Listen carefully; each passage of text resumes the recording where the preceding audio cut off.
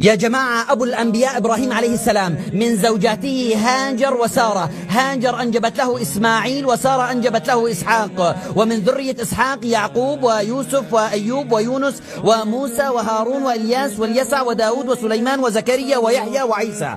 ومن سلالة إسماعيل محمد صلوات ربي وسلامه عليه. بحثت في سلالة النبي محمد فلم أجد بينه وبين إسماعيل أي رسول أو نبي. إذا كان موسى شق البحر فإن الذي شق القمر هو محمد، وإذا كان موسى أخرج الماء من بين الحجر فإن الذي أخرج الماء من بين أصابعه هو محمد، وإذا كان يوسف نال شطر الجمال فإن الذي نال الجمال كله هو محمد، وإذا كان يوسف عزيز مصر فإن عزيز الدنيا ما نالها سوى محمد، وإذا كان سليمان سخرت له الجن فإن الذي سخرت له الملائكة هو محمد، وإذا كان عيسى أحيا الموتى فإن الذي أحيا قلوب الموتى هو محمد. والله مو من باب التفريق بين الأنبياء، لا والله، فربي قال لا نفرق بين أحد من رسله، والنبي قال من قال أنا خير من يونس ابن متى فقد كذب.